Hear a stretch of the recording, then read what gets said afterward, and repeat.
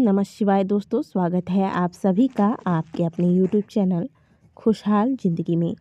हमारे सनातन धर्म में पूर्णिमा के दिन को बड़ा ही महत्वपूर्ण माना जाता है। अगहन यानी कि मार्गशीर्ष का महीना भगवान श्री कृष्ण को समर्पित किया जाता है और इसमें भी पूर्णिमा तिथि का अपना विशेष महत्व है। पौराणिक मान्यताओं के अनुसार मार्गशीर्ष माह से ही सतयुग का आरंभ हुआ था और मान्यताओं के अनुसार इस दिन किया जाने वाला स्नान, दान और तप बेहद ही लाभकारी सिद्ध होता है।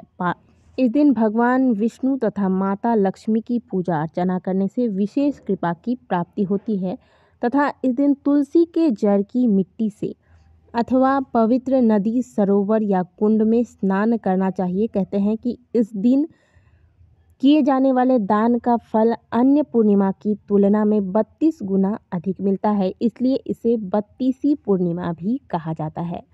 साथ ही मार्गशीर्ष पूर्णिमा के अवसर पर भगवान सत्यनारायण की पूजा तथा कथा करने का भी विधान बताया जाता है। उदिता तिथि के अनुसार मार्गशीर्ष पूर्णिमा का व्रत इस बार 7 दिसंबर को ही रखा जाएगा। मार्गशीर्ष पूर्णिमा की शुरुआत 7 दिसंबर को सुबह 8:01 पर होगी और इसका समापन 8 दिसंबर को प्रातःकाल 9:37 पर होगा। जो लोग भी व्रत रखते हैं, सत्यनारायण भगवान की पूजा करवाते हैं, हवन इत्यादि करवाते हैं, वह 7 दिसंबर को ही पूर्णिमा मानकर चलेंगे और जो लोग स्नान दान करते हैं यानी कि स्नान दान की पूर्णिमा आपको 8 दिसंबर को प्राप्त हो रही है। आइए जानते हैं कि इस पूर्णिमा तिथि पर आपको क्या करना चाहिए तथा क्या नहीं करना चाहिए। साथ ही आपके साथ शिव महापुराण में वर्णित पूर्णिमा तिथि पर भगवान भोलेनाथ के शिवलिंग के समक्ष किया जाने वाला एक बड़ा ही सरल सा उपाय शेयर करने वाले हैं। इस पूर्णिमा पर सबसे पहला काम तो आपको ये करना है कि जैसे ही आपकी नींद खुले, एक तो आपको सूर्योदय से पहले जाग जाना है और जागते ही पहले आपके जो भी इष्ट हैं या फिर आपके गुरुदेव हैं उनका स्मरण करें। इसके बाद जो घर की साफ सफाई है वो कर लें। घर के मुख्य द्वार को आज के दिन बहुत अच्छे से साफ करेंगे और आज के दिन घर के मुख्य द्वार पर तोरण लगा सकते हैं। घर के मुख्य द्वार पर हल्दी कुमकुम से स्वस्तिक का निर्माण आज के दिन अवश्य करें और ये कार्य आपको मात्र इस पूर्णिमा में नहीं, प्रत्येक पूर्णिमा तिथि को करना ही चाहिए। इससे आपके घर में शुभता बनी रहती है तथा घर में कभी भी नकारात्मक ऊर्जाओं का प्रवेश नहीं होता है। और इस स्वस्तिक को बनाने के लिए पहले आप स्नान करेंगे। स्नान करने के बाद जो भी आज के दिन आपको दान करना है, देखिए पूर्णिमा में दान का विशेष महत्व है, तो जो भी चीज़ें आपको दान करनी है स्नान करने के ठीक बाद वह दान आपको करना है। आप बहुत ज़्यादा कुछ दान नहीं कर सकते तो 11 रुपये, 21 रुपये ब्राह्मण के निमित्त आप निकाल कर रख दें।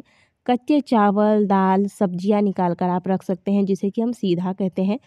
कहने का मतलब है अपने सामर्थ्य अनुसार कुछ न कुछ दान निकाल कर रखें। इसके बाद दरवाजे पर हल्दी कुमकुम से स्वस्तिक का निर्माण करें। देखिए स्वस्तिक स्वयं अपने आप में भगवान गणेश का ही स्वरूप माना जाता है, इसीलिए इसे स्नान करने के बाद पवित्र स्थान पर पवित्रता के साथ ही बनाना चाहिए। इसीलिए आपको कहा गया कि घर के मुख्य द्वार को अच्छे से पहले साफ कर, जिस दरवाजे पर मुख्य दरवाजे पर आप स्वस्तिक बनाएंगे उस दरवाजे को थोड़ा पोंछ लें, पोछा लगा लें। स्नान करने के बाद दान निकालें। पूरे घर में बाथरूम छोड़कर आप पूरे घर में गंगा जल का छिड़काव करें। इसके बाद घर के मुख्य द्वार पर हल्दी कुमकुम से स्वस्तिक का निर्माण करेंगे। इसके बाद जो भी आपको पूजा इत्यादि करना है घर में वो सारे कार्य आपको कर लेने चाहिए।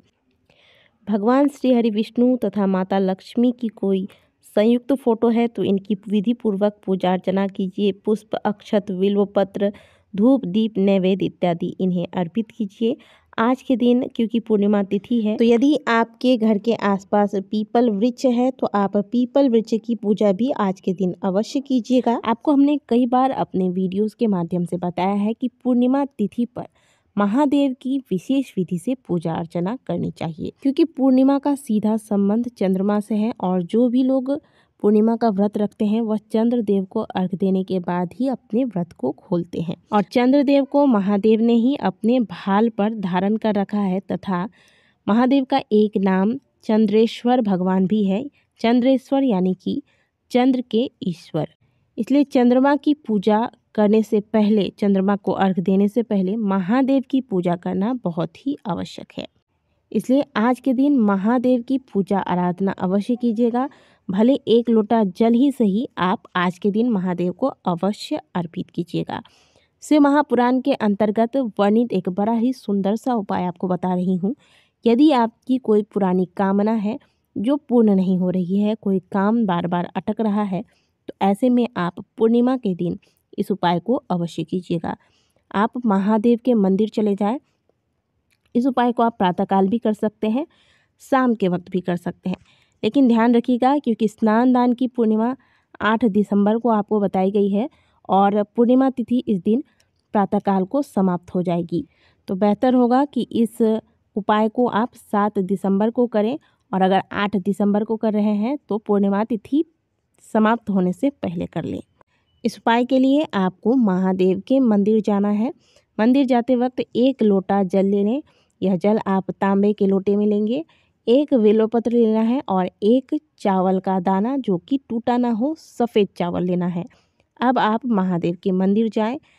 संभव हो तो नंगे पाँव जाएं। अगर बहुत ज़्यादा दूर है मंदिर, नंगे पाँव नहीं जा सकते, कोई समस्या है, तो आप चमड़े के जो चप्पल आते हैं उसका प्रयोग ना करें और फिर बाकी जो भी चप्पल आपको पहनना है वो पहनकर आप जा सकते हैं। मंदिर जाते वक्त श्री शिवाय नमस्तुभ्यम, श्री शिवाय नमस्तुभ्यम, श्री शिवाय नमस्तुभ्यम कहते हुए मंदिर जाएं।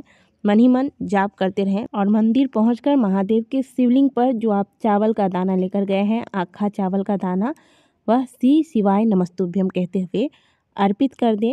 इसके बाद जो बिल्वपत्र आप ले गए हैं वह बिल्वपत्र आप महादेव के शिवलिंग पर अर्पित करें। ध्यान रहे कि जो बिल्वपत्र आप चढ़ा रहे हैं उसका डंडी वाला जो हिस्सा है, जो डंडी है, वह आपकी ओर हो, जिस स्थान से आप खड़े होकर बिल्वपत्र चढ़ा रहे हैं।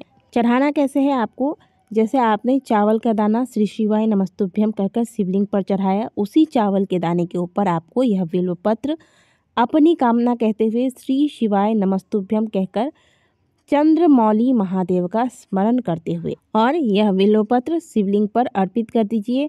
हमने पहले भी बताया कि डंडी वाला जो हिस्सा है वह आपकी ओर होना चाहिए बिल्वपत्र का। तो इस प्रकार से आपको यह बिल्वपत्र अर्पित करना है। अब जो जल का लोटा आप लेकर गए हैं, यह जल आप शिवलिंग पर अर्पित कर दीजिए और जो जल आपने चढ़ाया है शिवलिंग से बहकर जो बाहर की ओर शिवलिंग से जल नीचे की ओर जाता है, उस स्थान पर हाथ लगाकर थोड़ा सा जल ले लें और उस जल को अपने नेत्रों में लगाकर श्री शिवाय नमस्तुभ्यम कहकर अपनी कामना कहते हुए महादेव को प्रणाम करें और वापस घर को आ जाएं। बड़ा ही सुंदर सा उपाय है। इस उपाय को करने के लिए आपको व्रत रखने की भी कोई आवश्यकता नहीं है, केवल सात्विकता बनाए रखिएगा। जो भी भोजन आप आज के दिन करेंगे सात्विक लेंगे और फिर इस उपाय को कीजिएगा। आप देखेंगे कि आपकी जो भी समस्या है महादेव की कृपा से जल्द ही समाप्त होगी तथा जो भी कामनाएं हैं वह शीघ्र पूर्ण होंगी। तो दोस्तों ये कार्य आप अवश्य कर लीजिएगा, आपको पूर्णिमा का पूरा फल प्राप्त हो जाएगा। आशा करते हैं कि दी गई जानकारी आपको अच्छी लगी होगी। वीडियो अच्छी लगी है तो वीडियो को लाइक कीजिएगा, कमेंट बॉक्स में हर हर महादेव अवश्य लिखिएगा।